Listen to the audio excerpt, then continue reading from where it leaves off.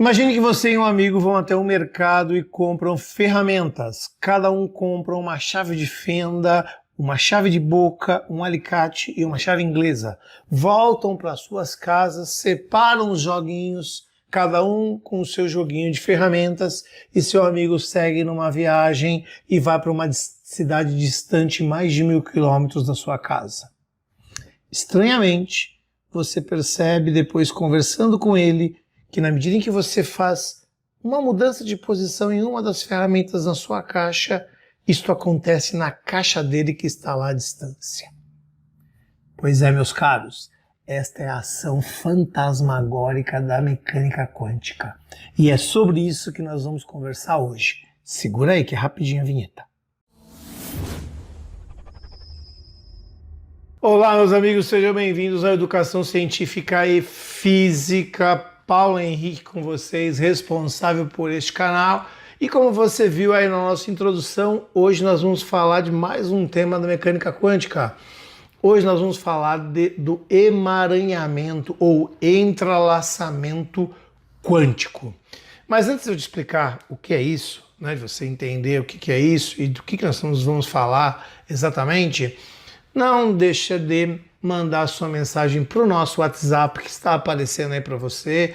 Mandando essa mensagem, você vai ser inserido num grupo e vai receber de antemão as primeiras informações daquilo que a gente está fazendo em Educação Científica e Física, os nossos cursos que virão. Se você quer essas informações em primeira mão, não deixe de mandar uma mensagem para este WhatsApp, você será bem-vindo na Educação Científica e Física, né? Além disso, não esqueça do nosso Apoie-se. As nossas contas bancárias também estão aqui embaixo na descrição desse vídeo. Se você quiser continuar nos vendo aqui, fazendo vídeo de qualidade, trazendo informação de divulgação científica, apoie a causa da ciência, entre no nosso Apoie-se ou nos ajude nas contas bancárias. Qualquer coisa que você puder nos ajudar será bem-vindo e você terá brindes especiais por essa ajuda, você pode ter certeza disso. Uma outra coisa que a gente não pode deixar, que é um outro patrocinador aqui do canal, que é a Faculdade Academos, né?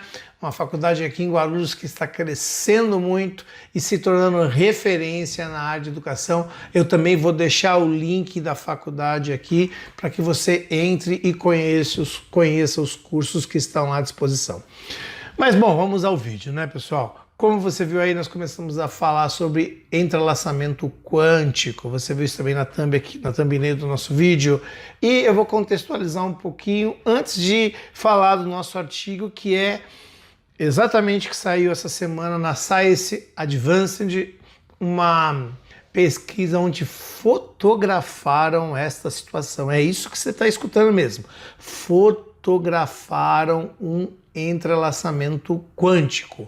Então, para você se contextualizar, é o seguinte: em 1935, né, Einstein, Boris Podolsky e Nathan Rose, portanto, Einstein, Podolsky e Rose, o famoso paradoxo EPR, propuseram em um artigo e tentaram colocar a mecânica quântica que se organizava naquele contexto, digamos, numa situação mais difícil.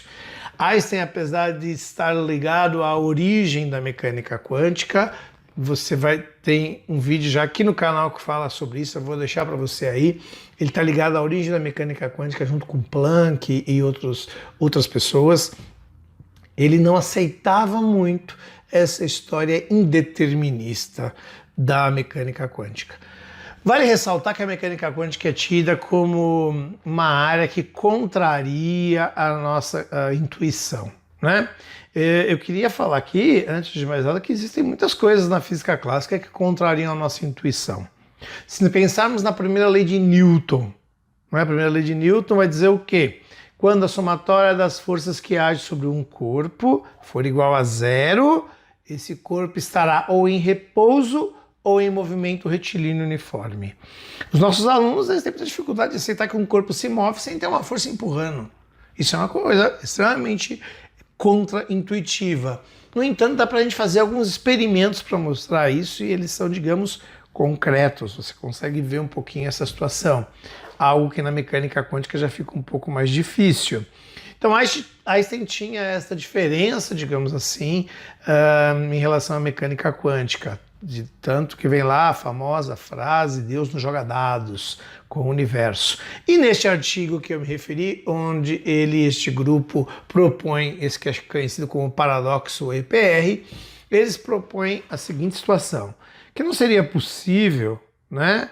Ou se isso acontecer, tem alguma coisa errada com essa teoria, você ter duas partículas que tiveram uma relação aqui, que se sobrepuseram de alguma maneira, e quando colocadas a uma distância, seja ela qual for essa distância, todas as vezes que você fizer uma alteração numa partícula aqui, a outra partícula vai cintilar, como se essa ação fosse fantasmagoricamente a distância.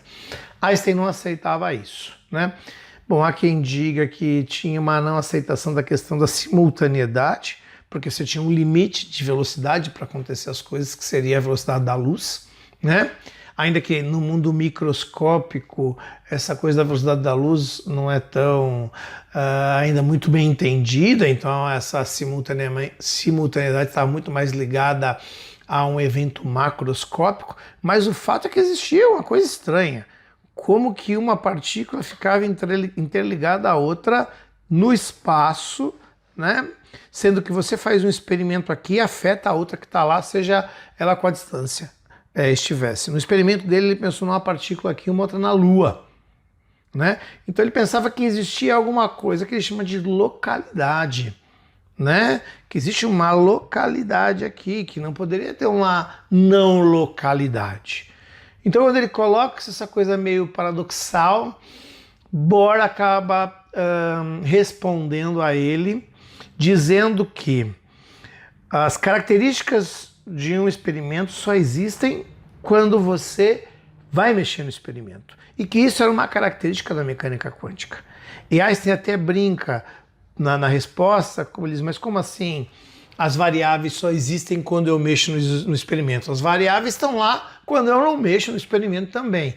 Isso é chamada de variáveis ocultas, né? Então Einstein até brinca, quer dizer que a Lua só existe quando eu olho para ela? Quando eu não olho para ela, a Lua não existe? Então tinha uma questão filosófica muito forte nesse paradoxo EPR, onde Einstein dizia dessa impossibilidade da mecânica quântica desta maneira ser uma teoria final. Então a mecânica quântica não poderia ser uma teoria final nesse sentido. Por volta de 30 anos, mais ou menos depois, lá 29, 30 anos depois, em 1964, um jovem escocês chamado John Bell, né, propõe aquele que ficou conhecido como Teorema de Bell. O que é o Teorema de Bell?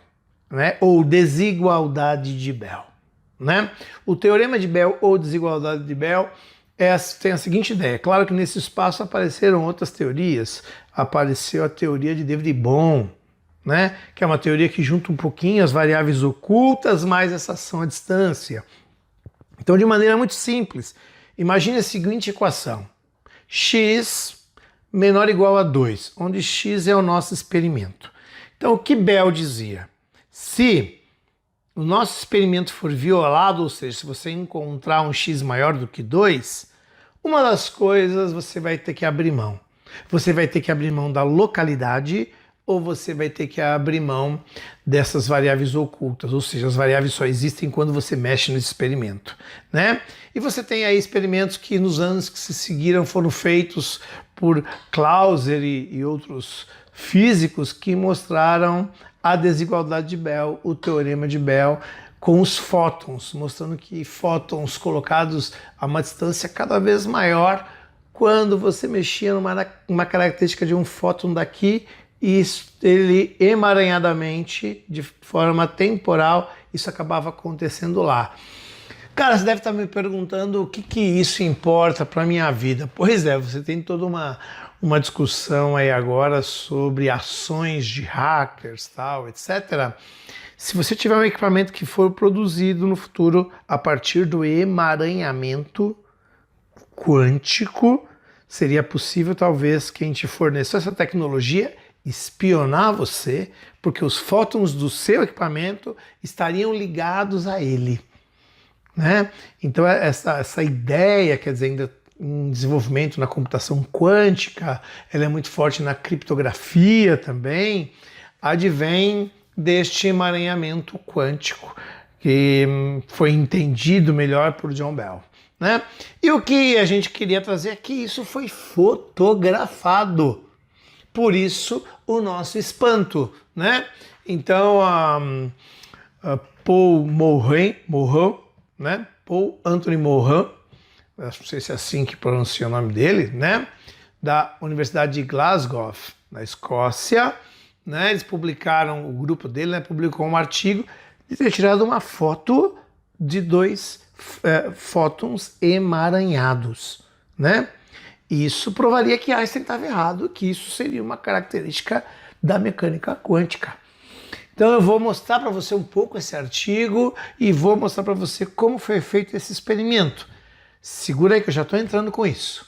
Então, pessoal, você está vendo aí, este é o artigo que foi publicado na Science Advanced, né?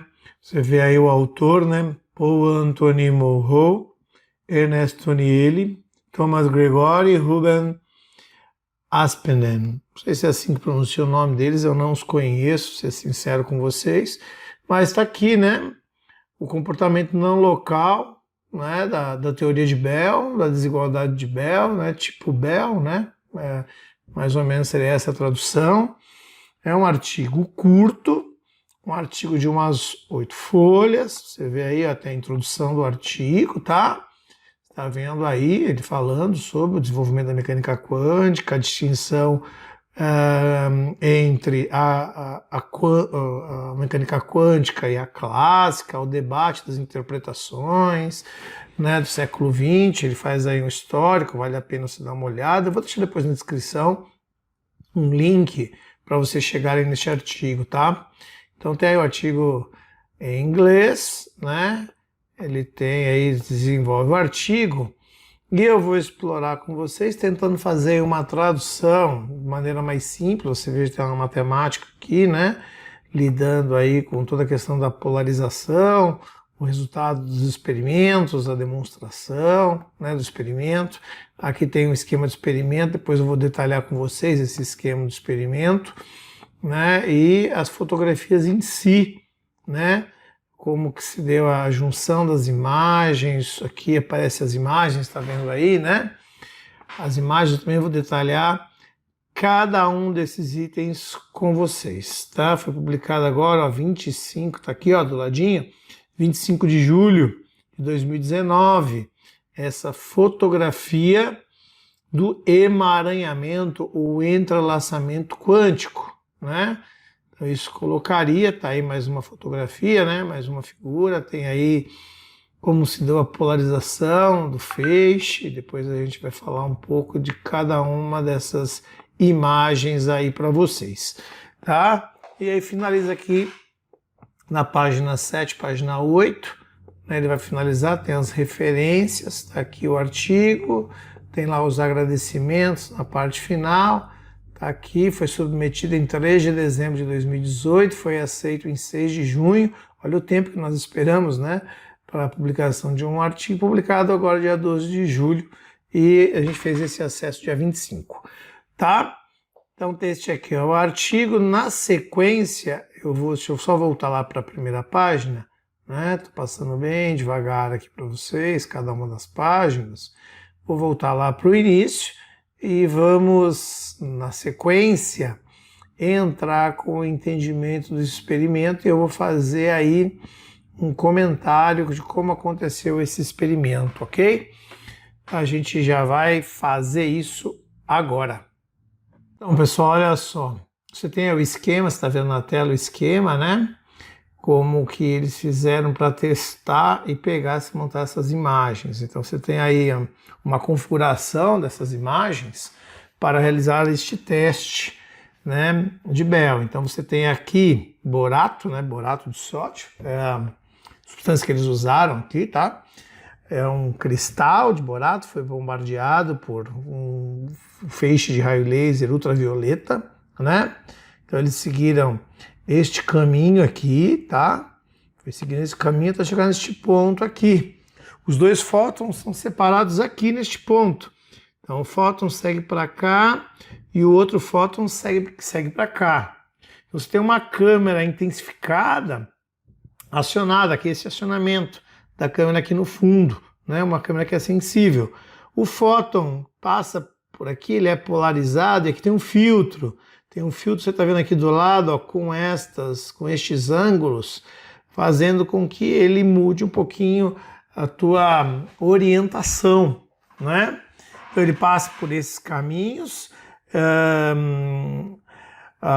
o acionamento é feito, então o acionamento é feito neste ponto e neste ponto aqui, onde as imagens serão juntadas depois, né? Então, ao ser acionada pelo expand, a câmera adquire imagens de consciência que podem ser usadas para realizar o teste de Bell. Então, como se este aqui, ó, perdão que não está aparecendo para você aí agora, cadê aqui? Como se este aqui guardasse o posicionamento do outro. Ele foi separado e veio para cá. E aí você tem aqui na imagem o posicionamento do outro que foi para este lado aqui, né? Então este foi o experimento, eles bombardearam aqui o Borato, né? Eles se separam neste ponto, ela é polarizada por aqui, eles têm uma distância e a imagem, como se a imagem aqui tivesse uma consciência da outra posição lá, ok? A segunda imagem, essa imagem que você já está vendo aí, né? A gente viu primeiro o experimento em si, né? Mas você está vendo a imagem já registrando aquilo que a gente chamou lá de violação de Bell, né? De violar o teorema de Bell. Quando violamos o teorema de Bell é que nós temos a não localidade. Então você tem aqui as imagens. Então você tem aí, ó, são apresentadas as 4 imagens, tá? De contagens de consciência, que correspondem às imagens do círculo de fase, adquirindo os filtros. Aí você tem cada uma delas, né? A 0 graus, a 45, a 90 e a 135 graus, né? Então aqui B e E, a consciência conta os gráficos como uma função uma função do ângulo de orientação de θ. Então você tem aqui a orientação, né? E o que está acontecendo aqui com a função, como elas estão se comportando. E aqui você tem a imagem sendo construída e o posicionamento aqui, tá vendo? Eles conseguem ter este posicionamento que aparece aqui, este posicionamento, né? Aparece aqui, este posicionamento aparece aqui a 135 e este posicionamento aparece aqui, guardando uma ligação com o fóton que ela foi separada. Aí é a mesma fotografia, né? Só que aí uma gravação ela tá junta, né? Então você tem aqui as imagens, uma única formatação, né? Cada uma delas aí a 0, a 135, a 45, a 90. Você tem cada uma delas com aquelas características, né? Os resultados, né, como mostrado, né? Estes resultados são obtidos quando você consegue, naquela região vermelha que você está vendo, ver a marcação dessa conexão, né? Então, os pontos azuis nos gráficos são as contagens de consciência por região angular dentro da medição feita, né? As curvas vermelhas correspondem aos melhores ajustes. Então, aqui ele mostra para você esses ajustes. Então, você está vendo esse emaranhamento aqui, né? Uma coisa fenomenal. E aqui a 4ª figura, mostrando essa violação, né? E como eles foram melhorando, né? Perdão, deixa eu voltar lá. Eles foram melhorando digamos, a nitidez dessas imagens, né? Você vê daqui para cá como melhorou a nitidez dessas imagens. Você vê essa diferença da contagem aqui de fótons, ó, essa diferença. E aí você vê a ligação entre eles. E é possível a gente entender que existe uma não localidade e uma violação do teorema de Bell. Ok, meus caros? Resumidamente, foi isso que eles fizeram e demonstraram neste artigo. Agora é que eu já volto para fechar esse vídeo. Bom, pessoal, gostaram do vídeo do emaranhamento quântico, essa não localidade, essa ação fantasmagórica que desafia a nossa realidade. Mas existem mais coisas, né? Veja aí o que você quer que eu traga no próximo vídeo, mas existe uma coisa que se chama emaranhamento temporal, que ainda é mais maluca do que o emaranhamento espacial. Logo, logo a gente vai trazer essa discussão aqui no canal. Eu agradeço por você nos acompanhar. É esse o vídeo que gostaríamos de trazer hoje para você aqui. Não esquece de compartilhar, deixar teu like, se inscrever no canal, para o canal ganhar relevância, senão o YouTube não entrega este material. E deixa a sua dúvida aí e deixa a sua sugestão de tema para os nossos temas de quântica ou de física em geral. Pessoal, um grande abraço, até mais. Tchau, tchau.